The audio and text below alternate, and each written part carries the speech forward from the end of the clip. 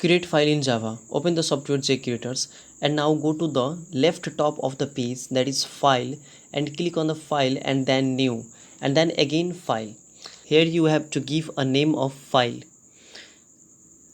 I write here multiple interface,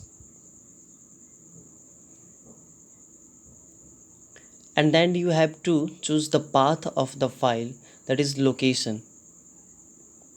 So let's go. I go to the disk D, that we have already created a folder name as Java program. So click on Java program and then OK. So here you can see our file and name is already taken. So finish, let's finish. And now our file is created, name as multiple interface.java, and in folder you can also see our file is created. So here you can see multiple